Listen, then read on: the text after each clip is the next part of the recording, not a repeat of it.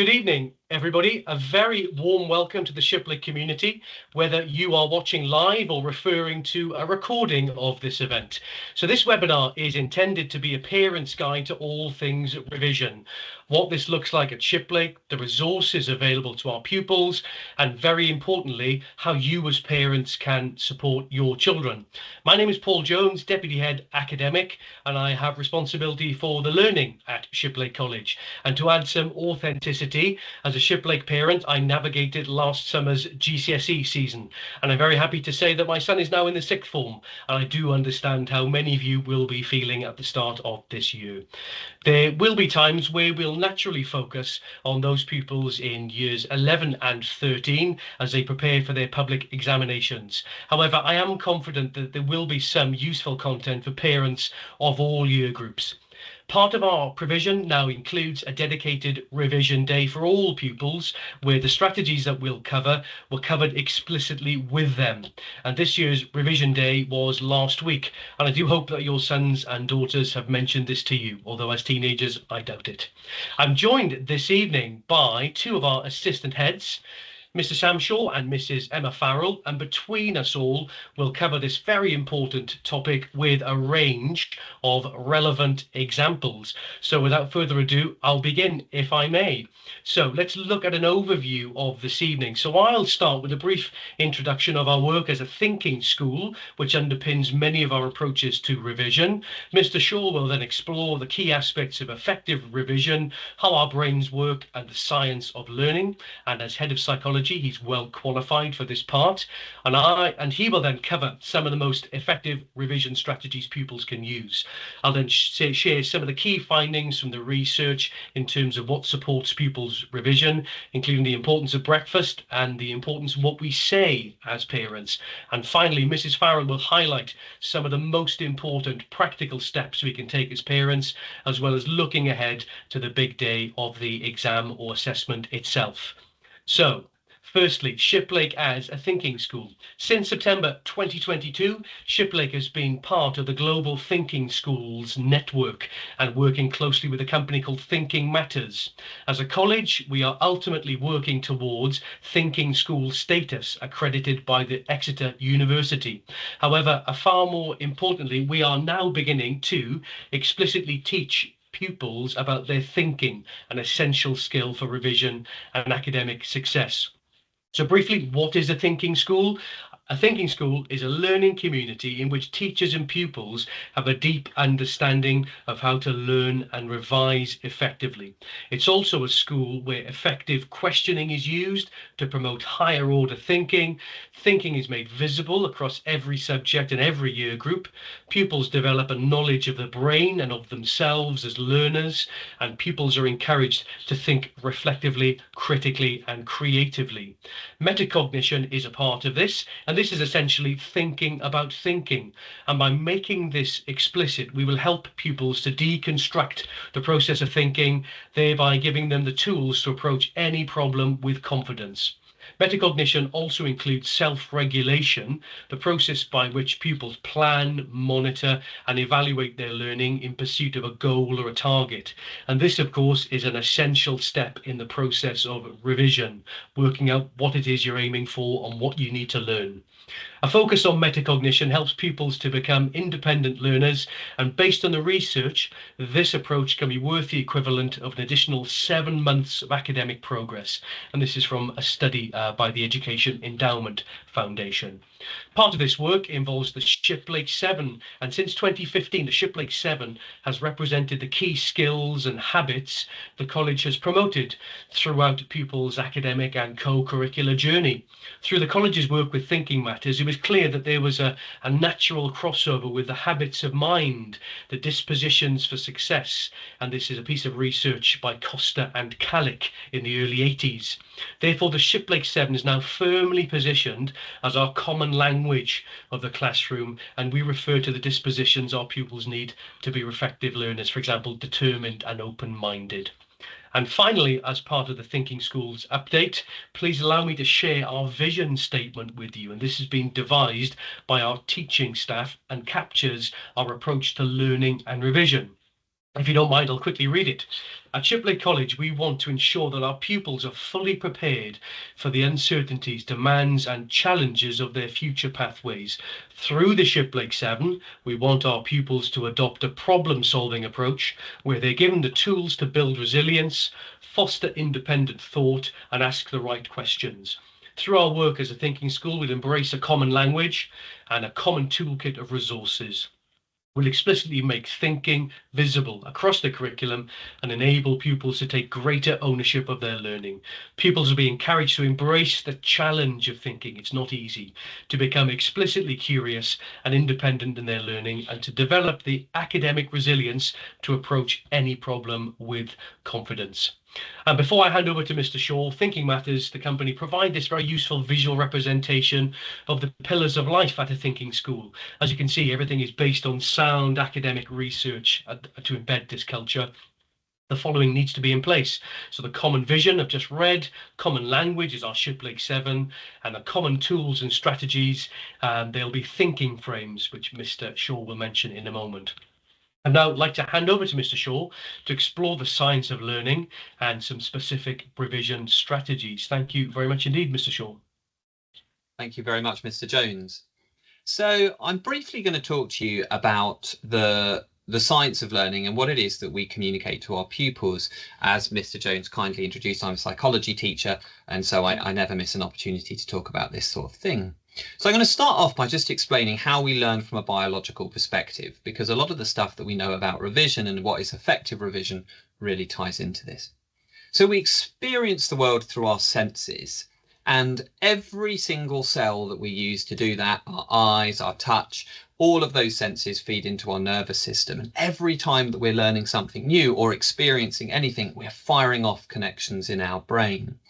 Now, when information is passed along our brains, we're strengthening those connections. So we can see here a little picture of a neuron. These get fired and they branch off, and our brain contains absolutely billions of these neurons, and we're always able to add branches to these connections.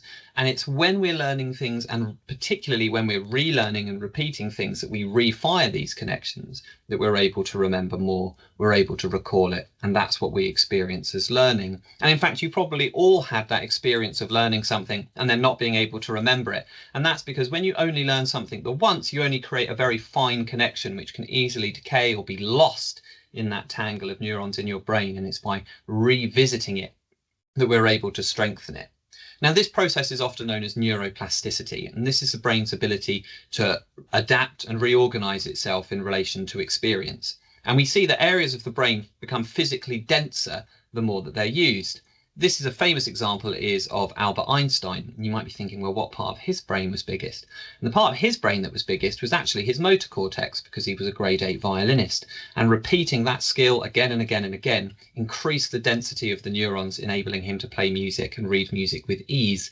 So when pupils revisit information constantly and effectively, they're able to speed up and become more efficient in the recall of that information. Just like in all of our jobs, those tasks that we do day in, day out, we become very effective and efficient at, and those things that we've only tried once or twice, we're not particularly confident with. A really useful way of thinking about this is a bit like an information superhighway. So imagine that you've gone to a nice National Trust park for the weekend, and you're walking along the path and you see these nice little spindly alleys that you can cross into.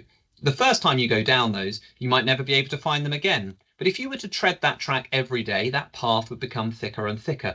And the more you use it, the more you would build on it. You'd build a road. And eventually, by using that road every single day, you might add lanes to it.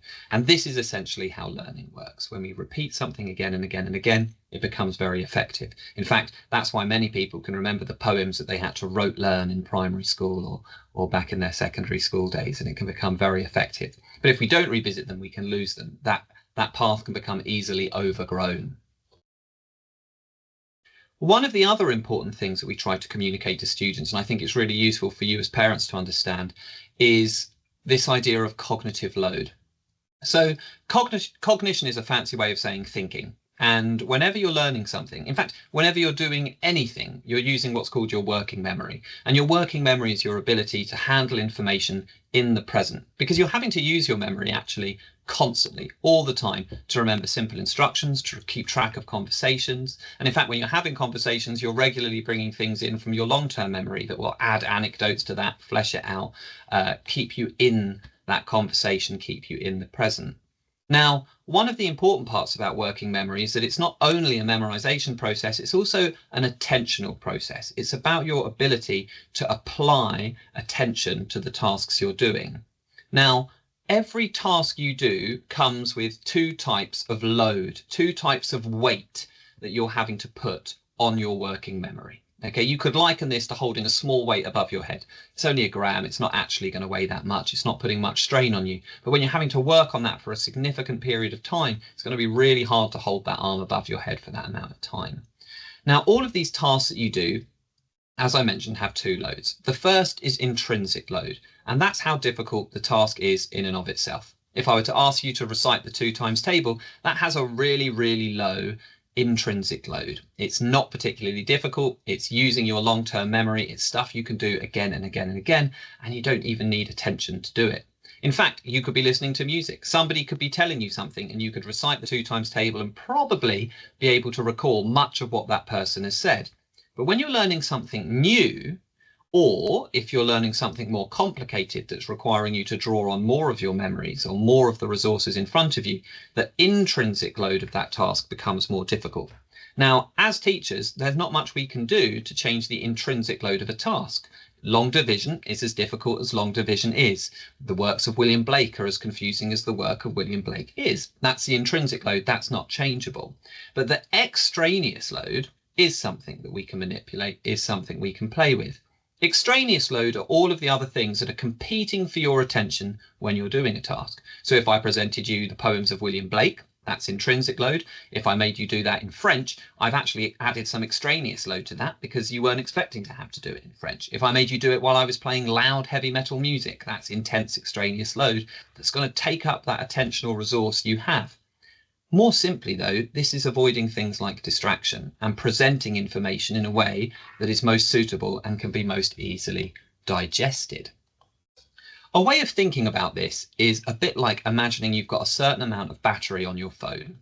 So ideally, you would like to put all of those bars of battery on the task itself, that intrinsic load, the difficulty that you've got. But in reality, you're having to pay attention to other things at the same time. The idea of being a thinking school and the idea of teaching our pupils about revision and about how they learn is to help them manage their extraneous load and focus more on the task at hand. And we work on that as well. So the way that all of our teachers are trained, have our onboarding process and regular insets on this is about practicing presenting information in the way that best suits the intrinsic load so we can reduce that extraneous load and those barriers. And one of the methods that we use to do this is called thinking frames. So part of our work as a thinking school has involved introducing thinking frames, and these are common thinking strategies, common thought processes that we all have to use in education, and we've standardized them across all subjects and all departments. These are really simple. They're defining, describing, comparing, breaking down from part to whole, sequencing, categorizing, and establishing cause and effect. And these thinking frames here you can see are visual representations of those thoughts. So whenever as teachers we're doing tasks that involve comparisons across all subjects, your teachers will be using those same comparison frames. Or if we're talking about categorization, all teachers will be using a categorization frame. The purpose of this isn't to stifle creativity. There's lots of different ways that you could present these using this similar structure, but it's to reduce that extraneous load. Any pupil in any class at Shiplake College, when they see a categorization frame, know exactly the nature of the instructions. They know exactly the nature of the task, meaning they don't have to devote as much attention into interpreting the instructions and instead can focus on that intrinsic load of the task. And we really encourage our pupils to use these as effective revision strategies, which mean that they can focus any of their focused revision time purely on the task at hand rather than having to consider the different methods in which they could use that information. I've included some examples of thinking frames that we've used here. So here we can see one from drama, understanding the context of a particular scene in relation to the wider play. Or there's a categorization frame here to understand biological molecules and understand how each of those different categories, carbohydrates, proteins, and lipids, have their own essential information that's needed. These tools don't have to be presented in this format that you've seen exactly here. It's the visual structure that's important. So here's a cause and effect frame that's been shown in goal setting that we've been using in some sociology lessons to get pupils to think about what their overall goal is, what will be the consequences of achieving that goal, and what features might also go into it.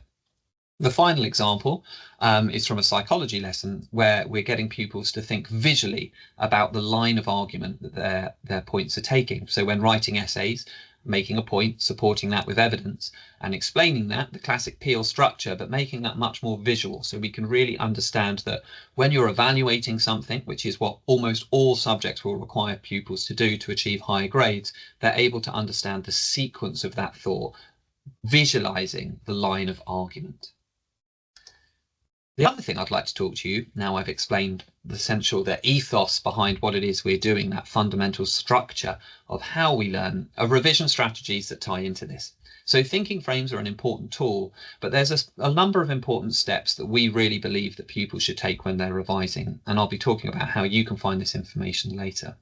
The first is getting started, actually setting out the time that you're going to be revising, maybe a revision timetable, which we've given all students templates of and guidance on how to complete, thinking realistically about time management. You know, it's very easy to say, oh, well, the holidays are coming up, I'm going to devote 4 hours to revision this morning.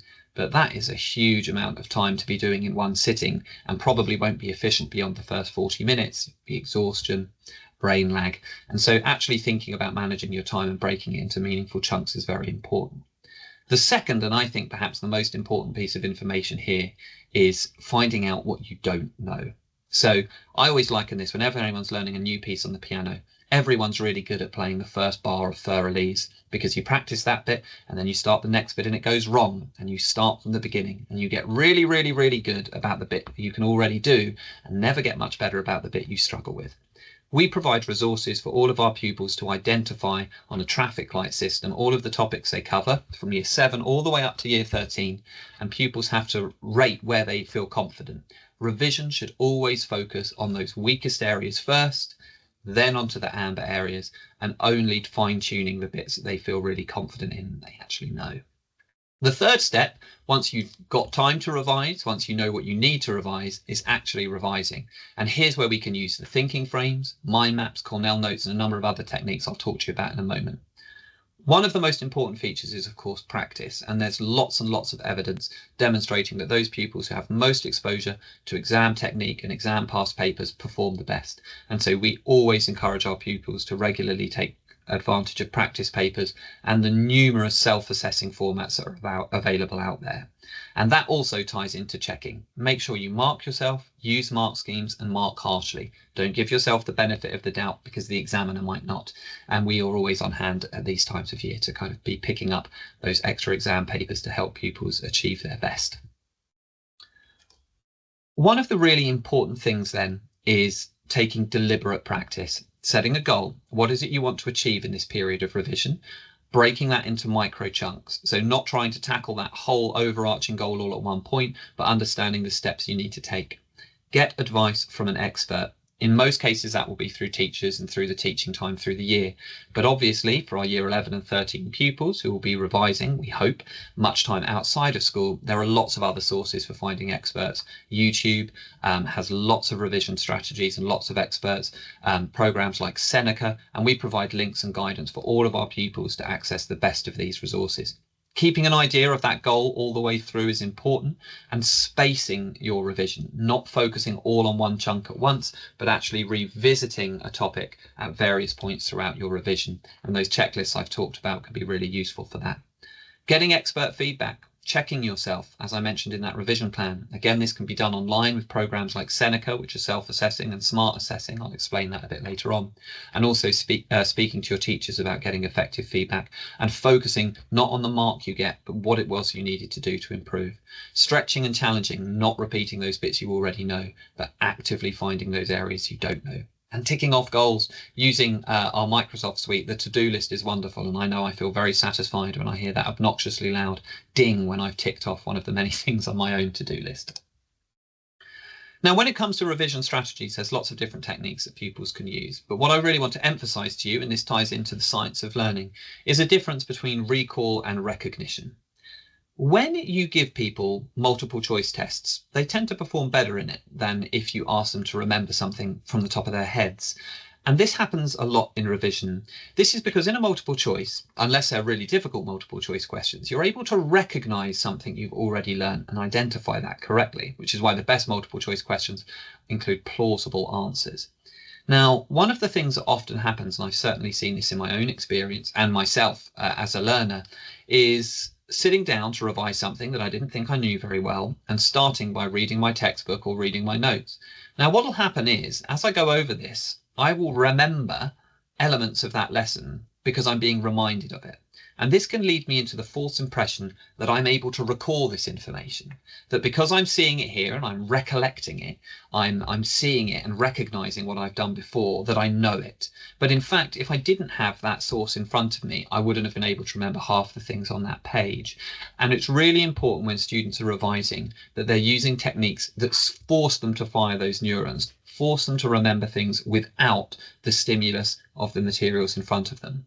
So reading through a textbook is fine, providing that you then put it away and try to recall as much of that information off by heart as possible.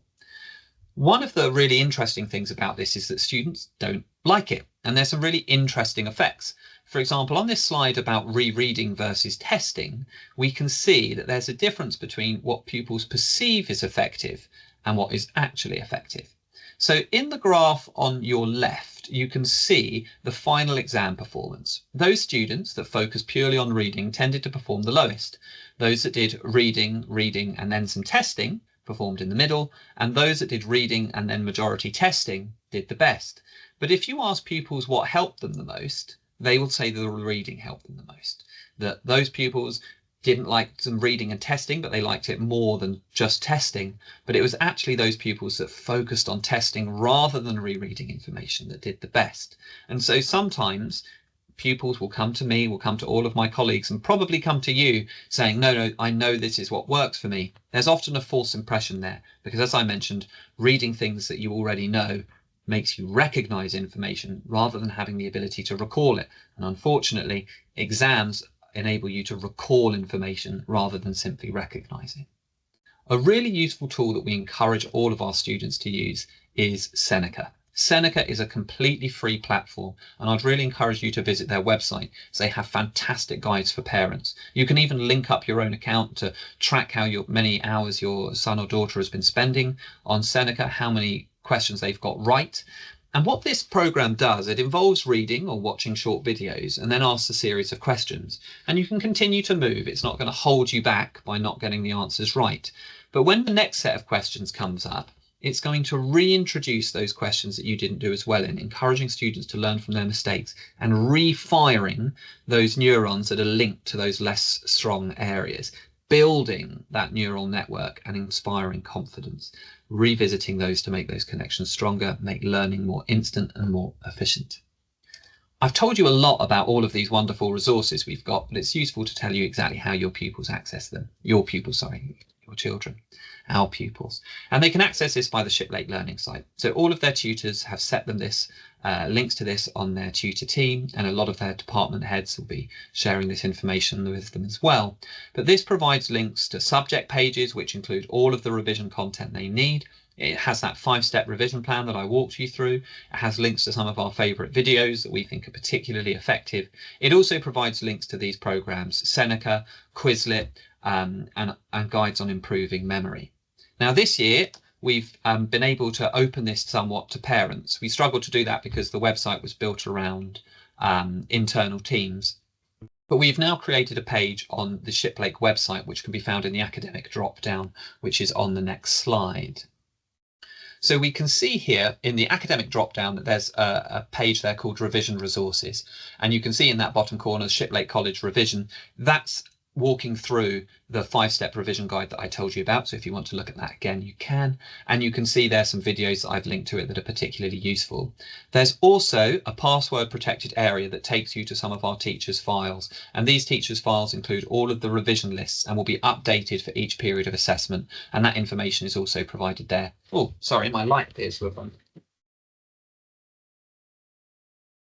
I'm back from the darkness of ignorance. And what we can see is what you will be able to see if you log into these is exactly what revision periods they need to be studying and how they can find out what to revise. And this will be updated for the November assessments that'll be starting from the 25th up until the end of this month. And we also will update these to reflect the January mocks for year 11, and then we'll update them again in the summer. So do keep revisiting this to keep up to date with what it is your children need to be revising. We'll also be putting other things on this page, including links to this talk that we're giving you today and some of our other science of learning talks, and essentially any academic information that we think will help you to support your children in revising. Thank you very much. Thank you very much indeed, Mr. Shaw. Very interesting, and it's great to know there are so many resources available for parents as well.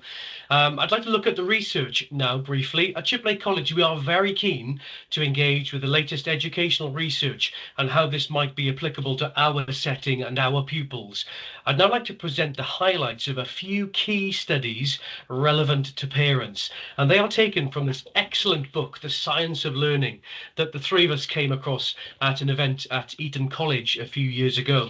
So let's look at the 5 key studies, which are parental views on failure, parental praise, phones and sleep, eating breakfast, and parents and grades. So let's have a look at this and what the takeaway is for parents. So first of all, parents' views on failure. So parents' views affect their children's mindset. No surprise there, I'm sure. Parents can view failure as enhancing or debilitating. So how we respond to our children's failure is a choice, and it can either be enhancing or debilitating. Parents who viewed failure as enhancing an opportunity to learn are more likely to have a child with a growth mindset. That's a big part of life at Shiplake College, and that's where the children have the belief that they are able to develop their intelligence. So they might not be good at maths now, or more specifically, they might not be good at quadratic equations at this moment, but with practice, they can get better. So please, the takeaway is model and help children view any setbacks or academic failures as enhancing and opportunities to learn. The next one, parental praise. So there's a difference between process praise and person praise. So process praise is where we say, well done, you must have worked very hard for this assessment, for this test, for this exam, versus the person praise, which is, good boy, good girl, you are so clever. Boys are far more likely to hear process praise, so where you're praising them for the effort. And process praise also develops a growth mindset we've just spoken about. And that's why at Shiplake College, engagement with learning continues to be such an important part of our reports. We want to make the process of learning, academic effort, engagement in the classroom part of pupils' journeys, because if they're working hard, they understand learning as a process that requires hard work, they are far more likely to achieve the outcomes that we all want. So the takeaway is continue, please, to use and model process praise. Be specific in your praise.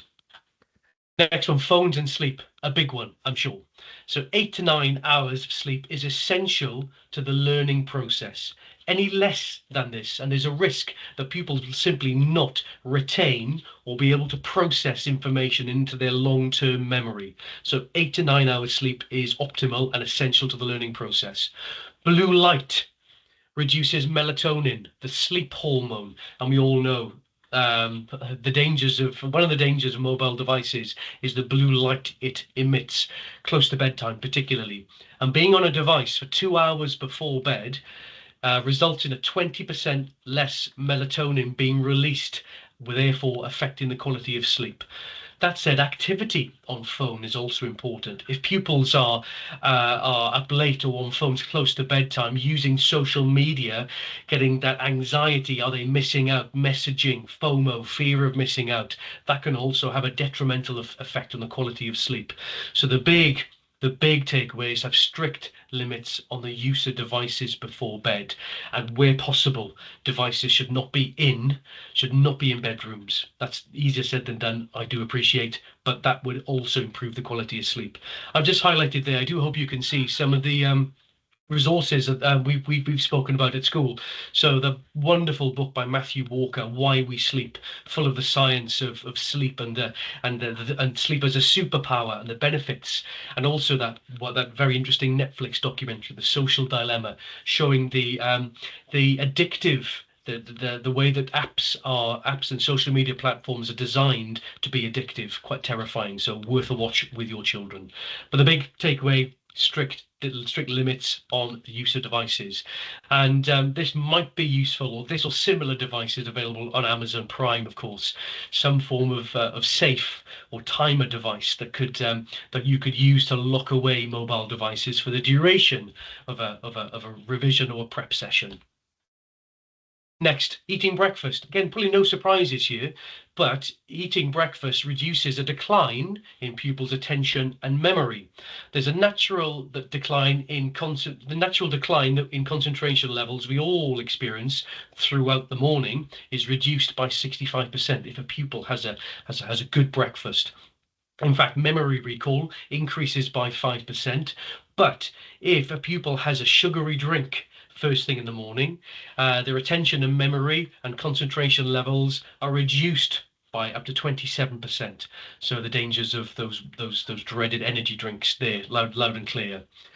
Breakfast has a positive effect on cognitive function. So I think there's very little debate there from our own experiences. So therefore, the takeaway for parents is please reinforce the importance of breakfast. For boarders, of course, that's largely taken out of their hands. There's a full English waiting for them every morning at 7 o'clock, but one for day pupils, particularly where there might be a long commute or a bus journey. Maybe plan to pack some extra snacks that will help pupils get through the morning.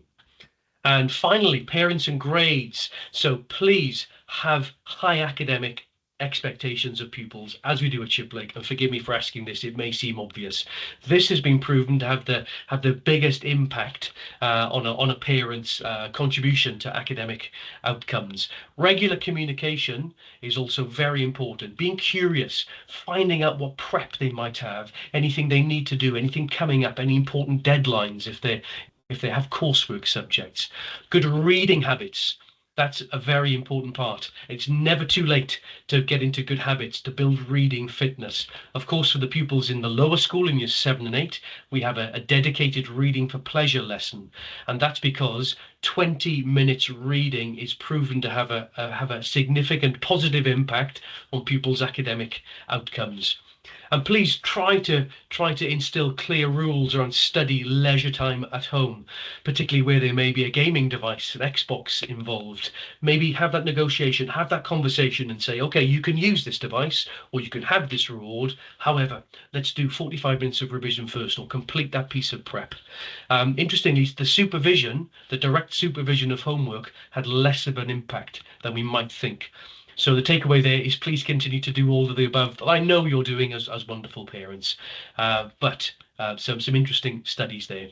So that's what the research says. Now, I'm delighted to hand over to Mrs. Farrell, who has some other tips for parents to consider before looking ahead to exam performance on the big day itself. Thank you very much, Mrs. Farrell. Good evening, everybody. It's lovely to have you all here this evening. So I'm going to speak to you a little bit about your role and kind of summarise everything that Mr. Shaw and Mr. Jones have talked about this evening. Just summarise it and basically talking about how you can support your child in sort of active specific roles.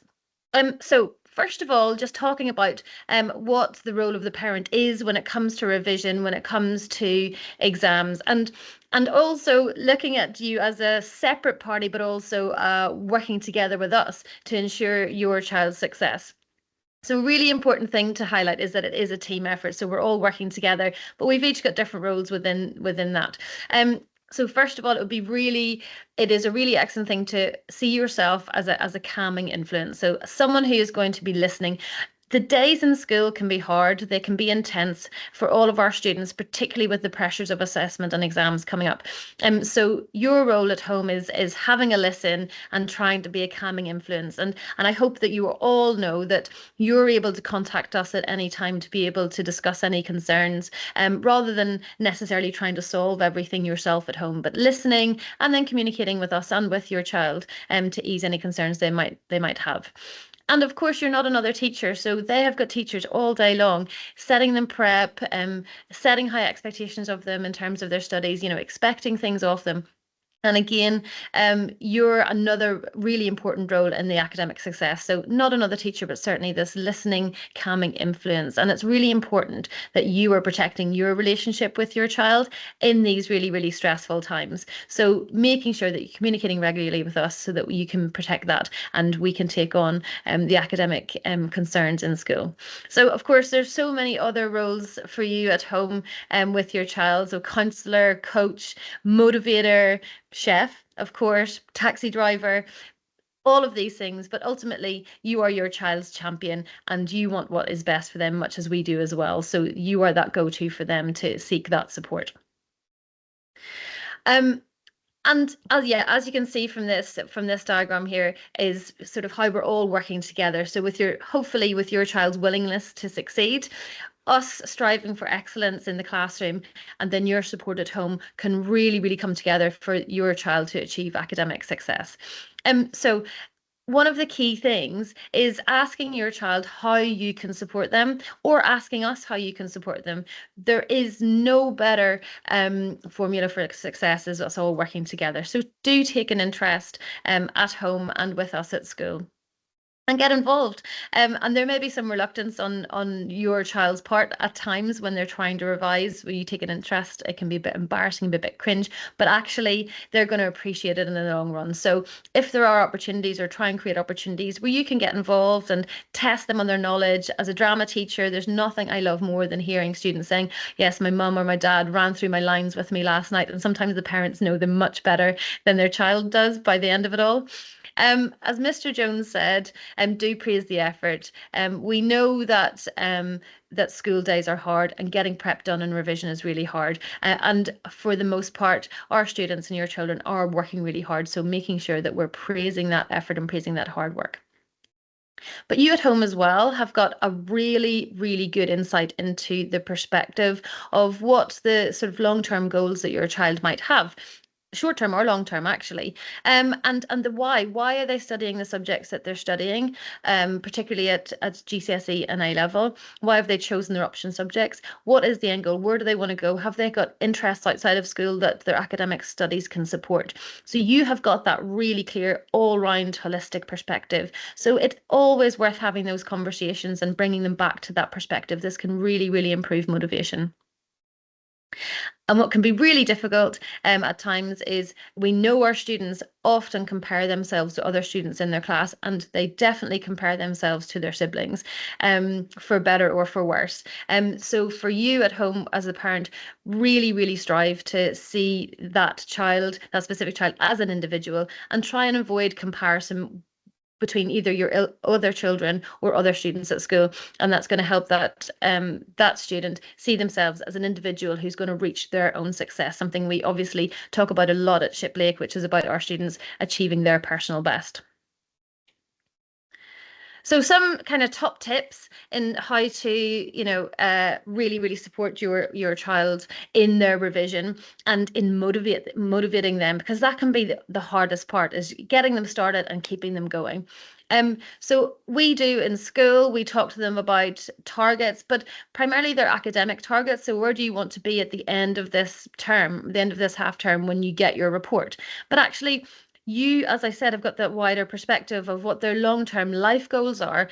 So help them and discuss these targets. You don't necessarily need to formalize them, write them down, stick them on the fridge with a magnet, but there is a conversation and a discussion around that which will absolutely support their academic motivation. So talk about long-term goals, talk about short-term, what do they want to achieve on, on a daily basis, on a weekly basis, and making those achievable, whether it's around the time they're going to spend on study, whether it's the specific things they want to study, what is it they want to achieve in the long run, and just keep those conversations going, review them regularly, ask how you getting on with that. We talked about this, how's that going?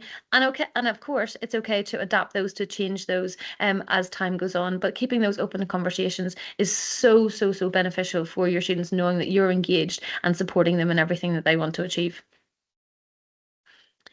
The second thing that you can really support with is their preparation for study, particularly the students who are our day students, and optimizing that working environment in particular. So as Mr. Jones has discussed, ideally we can remove phones or distracting devices away from that environment, but also trying to ensure that your child has got a specific study-specific environment in which to study. If we look back to whenever we were studying lockdown, we really encouraged students to have a study space outside of their bedroom so that they can really switch off when they do go into their bedroom and actually step away from the study. Having those different environments in which to study and relax is really, really beneficial. So if there's an area at home, if there's a space at home that you can encourage them to use as a study space separate from their relaxation space, that would be absolutely fantastic. And as Mr. Shaw has wonderfully guided you towards all of the school resources that we have available. So please do take a look and encourage your child to use the Shiplake Learning website, in which you have got all of the information you need for every subject around revision guides, textbooks, and everything they might need for each individual subject. They are there. The students have explored these in school in revision day and with their tutors, but they're all there. So do guide them towards that, even though we do. But as we said, if we all come together and push them in that direction, the more beneficial it will be. And of course, helping them with any stationery they might need for specific subjects. And again, that can be found on the revision site, or contacting individual teachers if you're unable to find that information out. Routine is really important, particularly at weekends, evenings, those sorts of things, when the students are at home with you. In school, they've got a routine. They have got timetable sessions for every single part of the day. And that is so beneficial for them in sort of maintaining that routine. But once they leave us, we can't support that, and that's hopefully where you can step in. Now, we have worked with every single student to develop and teach them how to create effective revision timetables. It would be brilliant if you could open up some conversation with them around that, take a look at it, display it on the fridge, and also be open to conversations about how you might be able to adapt it as life and family engagements get added to it that they might not be aware of. It is fine to change it, but just getting involved in that routine and supporting them. And one thing as well, for some of our students who really push themselves, into, really getting overwhelmed, really encouraging regular breaks. And if they're at home with you, popping in on them and encouraging them to take those breaks, run in with a snack, and encourage them to take that time to take a breather and step away from the study, which is just as beneficial as the meaningful study time we hope they'll be doing as well. And as Mr. Shaw, I think, mentioned earlier on about being realistic about their revision timetable is so important. We're not expecting every student to go home and study for 6-8 hours every evening. We want them to have that time with their families. We want them to relax and sleep. And sometimes we have to really encourage and forcefully encourage our students to take those breaks and get proper sleep, because they put so much pressure on themselves. So if you can support in that and in the routine, and if we have a revision timetable on display, you can always hark back to it, and informs those conversations. I've mentioned this already. Your involvement in testing and talking about the academic studies can be playful. It can be fun. It can be a way to sort of further develop your relationship and really show your support when your kids are revising. So please ask them about the resources that they've created to test, whether that's flashcards or mind maps, so the techniques that we teach them in school. The mark schemes and revision guides are all on the Shiplake Learning website. So there's no way at this point now, with the resources that we have available, that you will be completely in the dark. long gone are the days where you should be relying on your child to tell you what they're learning about. You've got access to it on our school website, so please do make use of it, or get them to ideally get you to direct them to it, so you can talk about what they need to be learning about. And Mr. Shaw's talked about the brilliant Seneca and the other online resources that are so beneficial as well, and we often use them in school as well as our own resources. So do get involved, test them, quiz them, make it fun, help them learn their lines, and it becomes a bit of a family matter and a more enjoyable experience for everybody. And this is the tricky one. So whilst I've talked about, being that calming influence and protecting your relationship, I think you've got to remember I'll go back to my final point is, remember your motivation is to support and encourage and motivate your child. So being firm, and that's with all things, with doing some revision and taking breaks, but making sure that you, like us, are rewarding progress, rewarding achievement, and rewarding the effort that they're putting in, whether that's through words of praise or physical things, depending on how your child is best motivated. But do be prepared to push back. If you have already had these conversations, like I've suggested, around their wider perspective, their wider goals, you've supported them in writing that revision timetable, then you have got the knowledge and the understanding and ability to push back and say, no, look, you said that you were going to be able to do that 1 hour on Saturday morning before you went and met your friends. We discussed this, we decided it, and these are the reasons why. Then you have got the ability to push back a little bit to encourage that revision, because it becomes more of a conversation rather than an argument. Referring back to the agreed goals again, if you can be involved in those in the first place, that makes it a really easy conversation. But of course, teenagers can be tricky. And if there is you might want to consider, would it be best for you to discuss a contract with your child and maybe some bigger goals or bigger, more effective rewards for them, whatever works best for you and your family and your child, you know them best. But consider a contract if you are having those challenging conversations and they're becoming a bit more difficult. And just remember, all of your motivation in this is for them to do their very best. It's all to support them in succeeding at school.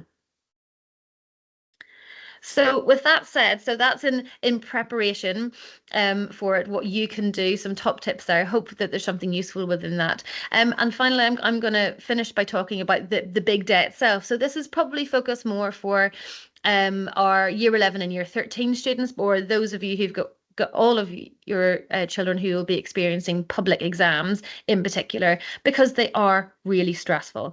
And I think it's important for us to note and to acknowledge that they're really stressful for you as well, because if you are following all of the tips that we have presented this evening, you're going to be just as involved, just as a part of that process as your child who's going to be sitting the exam. So I'm going to talk through a couple of things of just to think about, to be aware of. It's stuff you're probably already doing already, but I think just really important to highlight and some things to note to support your child. So the first thing is to be aware of your anxiety. You will be anxious. You're going to be so worried for them, worried for how they're going to feel when the results come out, how that's going to impact their future.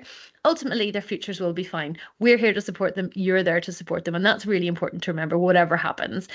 So just consider how stressed you are on the day. The more stressed you are, the more stressed your child is going to be. And they're going to find it more difficult to talk to you about how worried they are about their exam. So if you can take a moment before you see them off into the exam, take a deep breath and try and create that calm atmosphere at home. If they're really worried and the work isn't going super well and super brilliantly, be curious as to why, what's happened, how can you support? Even though you've got all these anxieties going on, feel free to vent to us and have a conversation with us. But in that moment, on exam day, try and be as calm as possible. And I think it's inevitable. You're going to be nervous, your child's going to be nervous, there's going to be excitement, but it is possible through your language and how you're speaking to your child at that time to reframe it. So the preparation time and pre-exam, so just reframing it. So instead of saying, oh my God, it's really nervous, oh my God, are you really worried about how you're going to do? What are you most worried about? Let's reframe that. And you must be so excited to complete the maths course. Really worried about failing maths. you must be so excited to complete this maths course and never have to do it ever again if you don't want to. Oh my God, I'm not going to remember anything in the exam. I'm going to forget everything. It's so exciting to get to put all of this study into practice and show the examiners what you've got. Just consider how you might be able to use your language in your conversations with your child to reframe and make the exams as positive an experience as they possibly can be. And another thing about reframing and language is so important, because our students and your children pick up on every little detail, particularly when they're super nervous and super anxious about exams and the revision work that we're doing. So they will absolutely go, what if I fail? What if I flunk all of my examinations? And that can cause so much anxiety. So if you can avoid those conversations or using that language, that would be really beneficial. But actually, if they're asking those questions, you can say, so what will we do then? And again, building on that dialogue, referring back to the goals that you've discussed together, looking at the wider picture. Okay, what if you do fail, or if you do get a 3 in maths and you might need to retake it? So what? So what do we do then? And just building a little bit of comfort and calm into that environment. And this strategy, it just removes the extremes of, what if English is, or what if this thing comes up that I haven't revised? So what are you going to do instead? You're going to revise that extra, make that on your list of priorities to revise. So it removes extremes, worries and fears, and just focuses on the moment, rather than the major nerves at that time. And the next thing is simulation and rehearsal. Now, we do this lots in schools. So rehearsal, we've got our revision day, we've got our revision talks. We're giving opportunities in lessons to rehearse assessments, so practice papers, all of that kind of stuff, and simulation. So we have a full set of mock examinations before every set of public examinations for our year 11 and 13s. Across all points of the year. So we have that opportunity to simulate the real exam experience, which we know reduces their anxiety, makes them more comfortable in the environment, just to have gone through the process as much as possible. But you can do some of this as well at home, and we appreciate the support as well. So where your child is doing practice papers, please encourage and please support them in doing it in a controlled environment.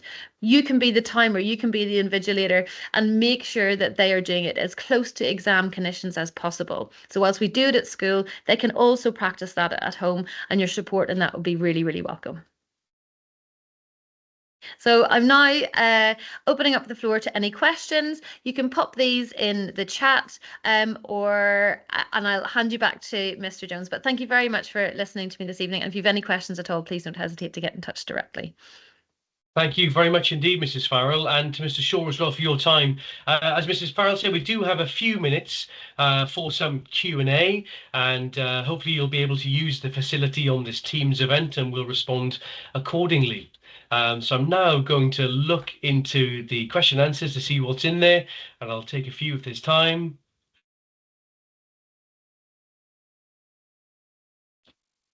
Let's have a look. Thank you very much. Oh, quite a few there. So, Mr. Holland, thank you for your questions about the revision section. Isn't obviously available now. Is it still hidden? We can look into that. It must be in development. I think we're working on this at the moment. But please be reassured that the pupils have full access to this. Mr. Shaw, are you able to contribute to that one? Yes, I've already been replying to many of these in the comments section underneath each of those questions. Brilliant. So the revision site, as I mentioned, is password protected. So we've released we'll be releasing the password and publishing that page in the bulletin tomorrow. Fantastic. Excellent. Let's have a look. There's a question about familiarity with Seneca. Yep, so many of our departments do use Seneca, and we introduced all of our pupils in exam years. So one of the things I didn't mention there is that it's always based around GCSE and A-level content. So although there is some stuff for pupils in year 9 starting GCSE and transitioning to GCSE, This is particularly for examination year groups, and most of our departments do use it. Pupils can create their own accounts and they can add their own courses to it. You can create an account by visiting the Seneca website, but if at some point it would be useful for me to provide a guide on how parents can access that, I'd be more than happy to do so. But if your son or daughter has an account, you can link yours up with theirs to see how they're progressing. Fantastic. I'll just thank you, Mr. Elms, for your question about revision time at home, particularly for your 10 pupils. So I think this is a really good question. And obviously the pupils at Shiplake have quite a long day academically and with all the co-curricular activities. Many pupils will then travel home. I think at the point in year 10 and the start of year 11, pupils will be very busy completing the courses. So there'll be a natural program of prep, coursework completion. But probably as courses near the end, towards the end of year 11, probably after Christmas, after the mocks, then we'd expect the prep or formal homework to stop. And then we'd expect the pupils to be completing some work at home in the evenings, an hour or two every evening, and we'd help them in tutor time to devise an appropriate revision timetable. But I think at this point in year 10, I think pupils are working hard enough, working through each day, each of their GCSE courses. But I do understand the question. Mr. Shaw, would you like to go through Mr. Keen's question? I can see you've responded in text, but it's a really good question, useful for everybody, I think, about Shiplake and study leave. So for study leave, we've found through looking at the trends in our research data that pupils that stayed in Shiplake throughout the duration of their exams tend to perform better. Now, we do appreciate that there are cases where, for travel reasons, etc., this might become incredibly demanding. So we do consider applications on a case-by-case basis. And in the build-up to public examinations, we do provide information on how to make those applications. I've seen a question about whether or not there'll be a replay of this, and we'll be providing this recording on the revision page when it's published tomorrow. Absolutely. And we'll also put the recording in the weekly bulletin to make it very obvious and accessible to everybody, of course. Thank you very much. Talk about access arrangements work and how when the process is done. If you don't mind, because that's such a complex process and time is ticking on this call, I would like to refer you to Mrs. Coolhand's talks, which have also been published in the weekly bulletin. Recordings of those are available in the weekly bulletin.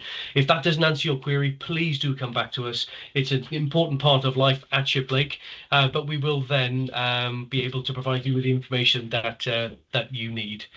And timeline for mocks and exams, again in the bulletin this will come out, but essentially the mocks will begin after Christmas in January for years 11 and 13. Pupils did see the timetable at revision day, but that will be shared in the bulletin before the end of this term. So I hope that's reassuring. It's a full mock program within 2 weeks, and I believe there's one question here about past papers. So we don't blanket print out all past papers for all subjects, but many teachers will provide a set of these. But also pupils can request past papers to be printed, and we'll do that on a case-by-case basis. One of the things that is very easy to do and ties in nicely with all of our use of devices is to print past papers directly from the exam board websites, or we provide links to all of the past papers as well on the Shiplake Learning site for students. And if these are printed into OneNote, pupils can digitally ink, meaning that if they're not able to speak to a teacher to get a printer, or if it would take a lot of printing, single-sided at home, that they can still practice those papers in the inking format on their tablet devices. Thank you very much indeed. I think we've covered the majority of questions. Forgive me if we haven't got through any, and we'll try to respond in text immediately at the end of this call. But thank you. It's been great to have so many parents attending this live event.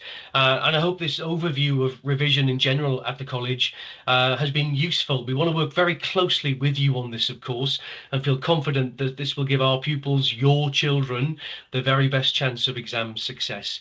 And as you mentioned already, a recording of this event will be made available for you to refer to in the coming months, particularly useful for you for years 11 and 13, I'm sure.